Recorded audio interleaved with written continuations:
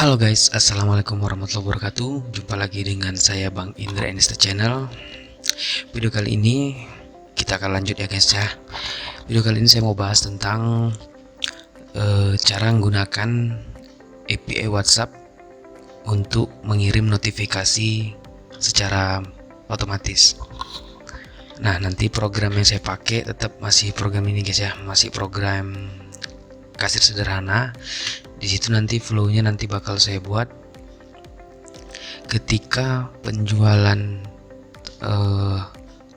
dibayarkan, maka kita akan mengirimkan notifikasi otomatis ke WhatsApp. Nah, contoh kasusnya seperti itu, yang sederhana-sederhana aja karena ini untuk pembelajaran. Lalu pesan itu sebaiknya sebenarnya menginformasikan tentang struknya guys ya, harusnya seperti itu. Namun karena ini hanya untuk pembelajaran, kita fokusnya bagaimana cara untuk mengaturnya, menerapkannya ke sistem, maka mungkin kata-katanya saya buat sederhana aja.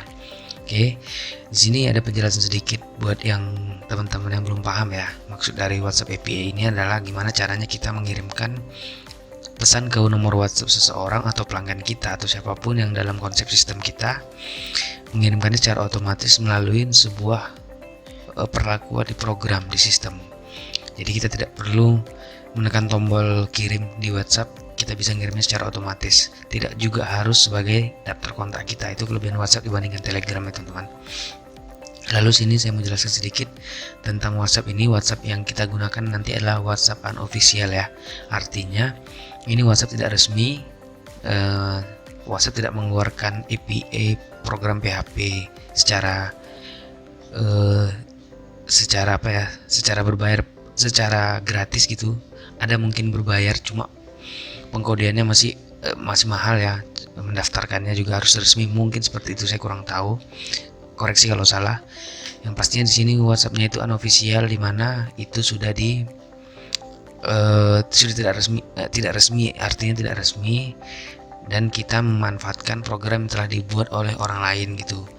Jadi sebenarnya program WhatsApp ini berbayar ya teman-teman. Berbayar dalam arti bukan ke WhatsApp-nya, tapi ke orang yang membuat API-nya begitu. Jadi kita membayarnya bukan layanannya yang kita bayar, tapi jasanya. Jasa misalnya server yang mengembangkannya, lalu jasa pembuatan codingnya, seperti itu ya. Nah, nanti sini saya menggunakan satu lagi nomor WhatsApp yang akan kita pakai sebagai notifikasi itu sebaiknya gunakan nomor WhatsApp yang bukan nomor pribadi teman-teman, yang nomor yang dipakai sehari-hari, karena layanan WhatsApp ini yang unofficial ini nantinya biasanya itu gampang sekali kena blokir oleh WhatsApp. Ada beberapa mekanisme WhatsApp yang dapat mendeteksi kita itu memakai layanan itu bagus atau tidak. Contohnya spam, mengirimkan kata-kata promosi secara sistem, itu tidak boleh teman-teman ya. Ada petunjuknya di WhatsApp, nanti teman-teman bisa cari apa-apa yang dilarang di WhatsApp. Nah, jadi saya sarankan nomor untuk penggunaan pembelajaran ataupun pemakaian berkelanjutan untuk layanan notifikasi WhatsApp sebaiknya gunakan nomor yang biasa-biasa saja, sehingga teman-teman ketika WhatsApp itu blokir tidak pusing untuk mengembalikannya, karena kita langsung bisa ganti. Oke, selanjutnya langsung aja ya teman-teman. Nantinya saya jelaskan layanan WhatsAppnya itu kita pakai dari mana. Yang pertama saya siapkan dulu programnya. Saya tetap lanjut pakai program TA Dinda karena program ini cukup simple ya teman-teman ya, simple dan gunainnya gampang. Saya siapkan dulu programnya, saya buka dulu programnya teman-teman. Dinda ya.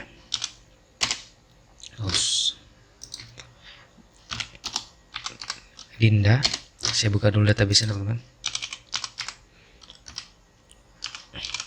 Ini saya sudah aktifin SAM PP nya teman-teman ya. Takut ada teman-teman yang bingung, saya sudah aktifin layanan SAM PP nya. Kemudian saya login dulu. Dinda username-nya. Nah, di sini nanti flow-nya seperti yang saya jelaskan sebelumnya. Ketika pelanggan melakukan pembayaran, maka otomatis ada pesan ucapan terima kasih setidaknya kepada pelanggan terkait. Oke ya. Oke, di sini saya sudah punya tabel penjualan. Di sini ada tabel penjualan. Saya tambahkan dulu, saya pastikan dulu pelanggannya sudah punya nomor handphone ya teman-teman ya. Gunawan ini nomor handphone saya. Oke, nomornya sudah oke. Nanti kita coba transaksikan, lalu nanti tekan tombol bayar.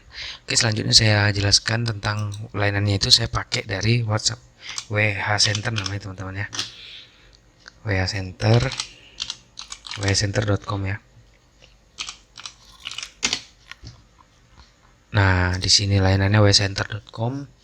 Jadi teman-teman bisa lihat apa namanya? Bisa lihat pricingnya nanti.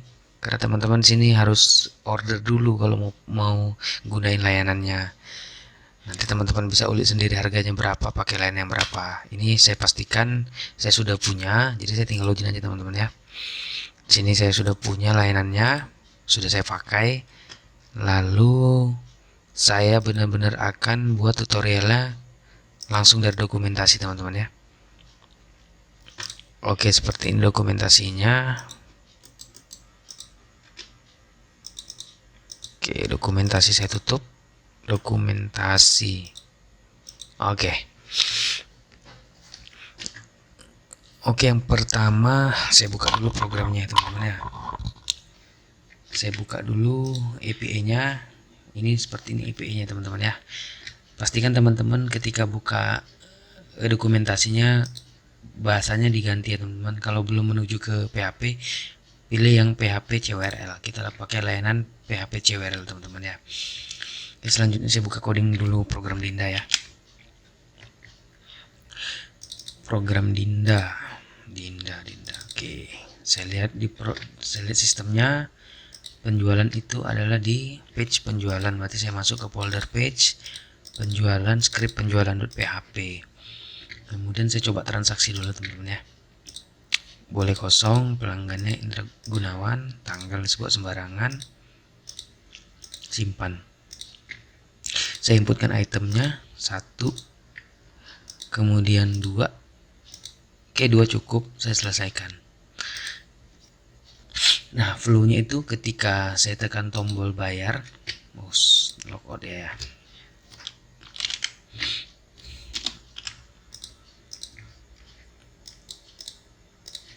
Flow-nya itu ketika saya tekan tombol bayar, maka kita akan mengirimkan notifikasi WhatsApp otomatis.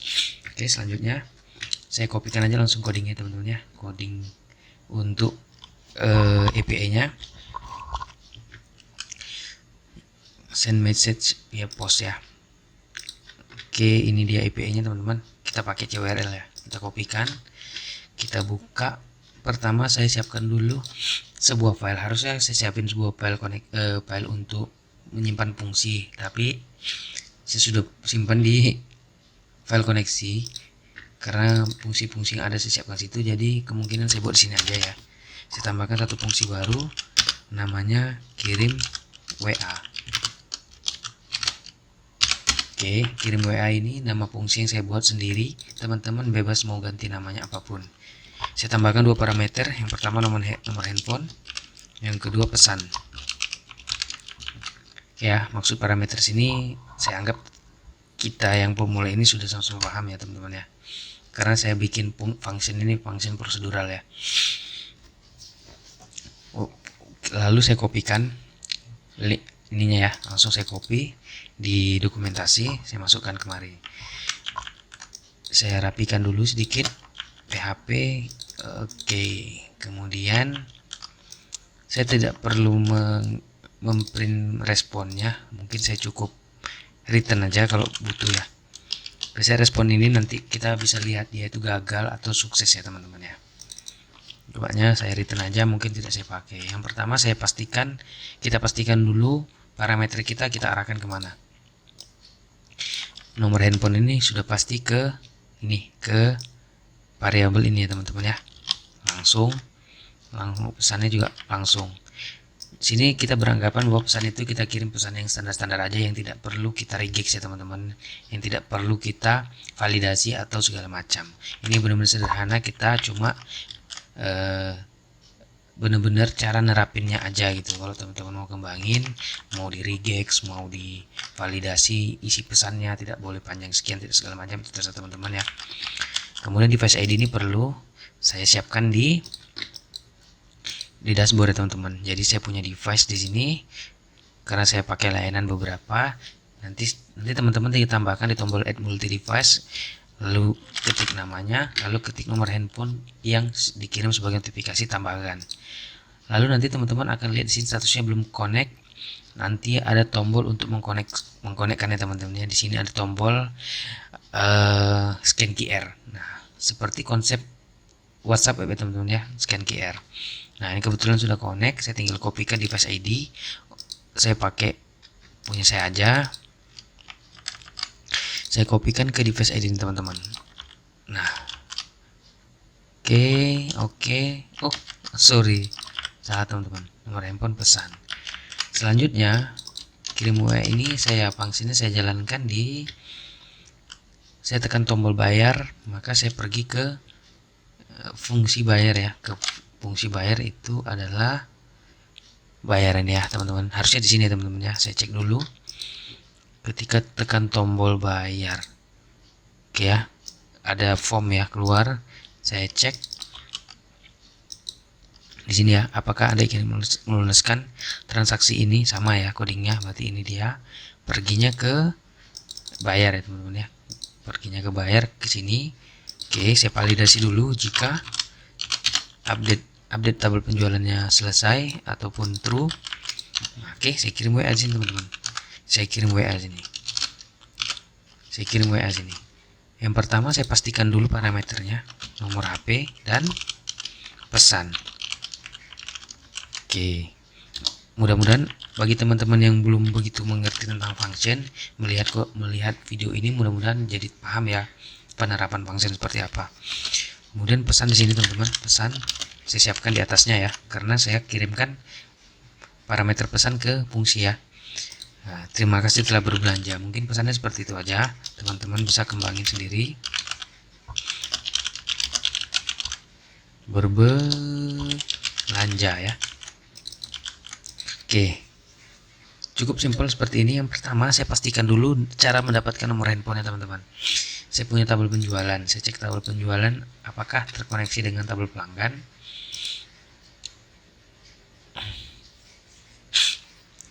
Oke, ini ya teman-teman ya, di tabel penjualan saya punya data pelanggan, ID pelanggan. Pertama-tama saya dapatkan dulu ID pelanggan, yaitu kita harus mengquery dari tabel penjualan. Saya lihat contoh di atas. Ini ya teman-teman ya, cara query ya. Kadang-kadang kita nggak hafal ya teman-teman ya, mengquery MySQL ya teman-teman. Kita kopikan di sini.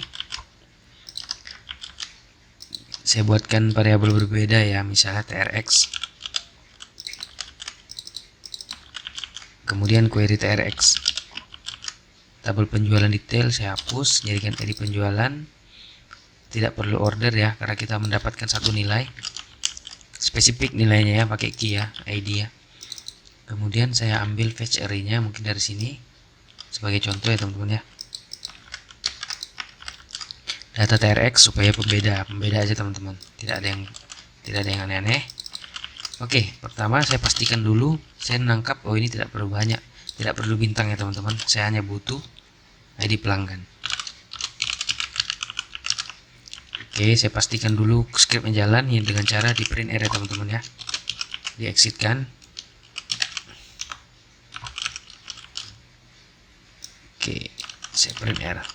Jadi ketika program bisa jalankan, udah pasti tabel penjualan diupdate, statusnya lunas. Jadi nanti kita kembalikan manual seperti itu ya.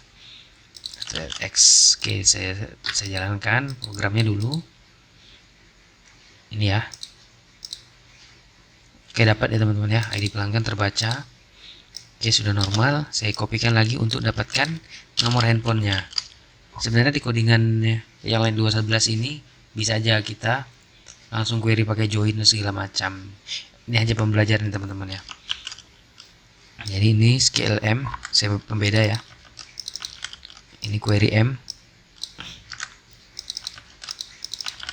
Ini data M.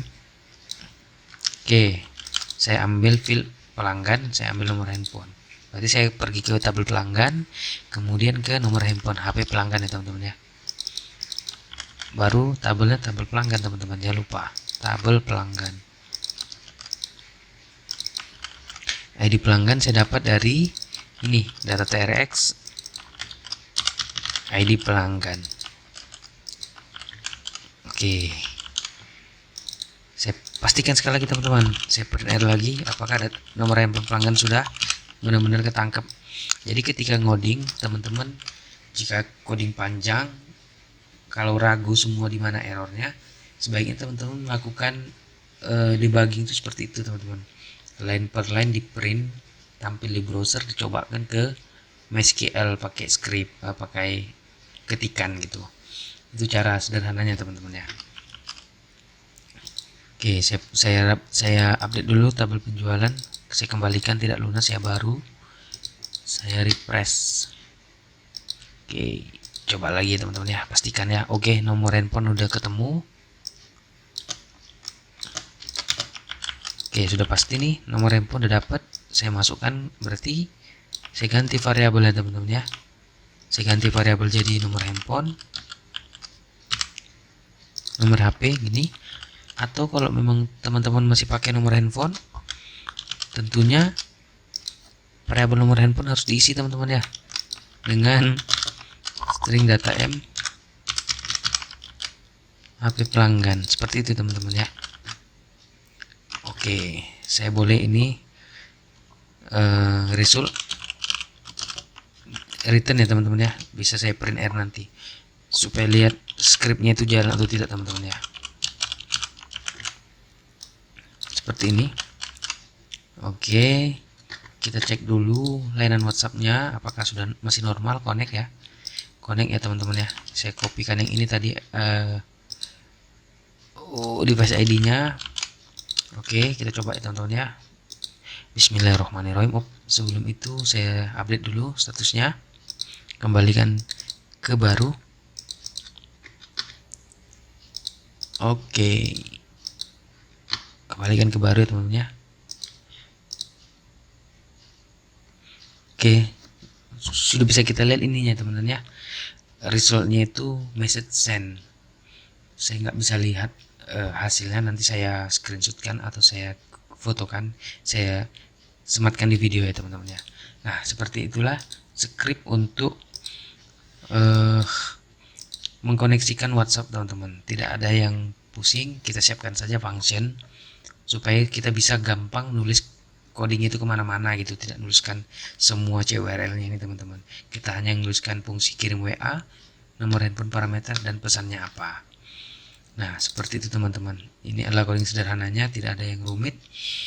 Nah, teman-teman bisa kembangin nih, karena kirim WA ini bisa teks dan bisa gambar, dan ada perbedaan sedikit di parameter sini ya teman-teman ya.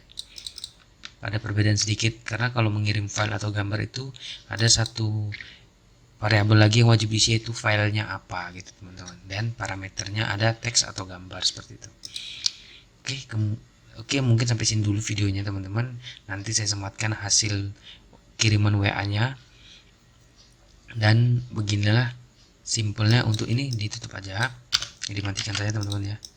Oke, coba sekali lagi, saya kembalikan dulu teman-teman ya, supaya tidak kelihatan ada error maksudnya. Kita refresh dan kita kirim.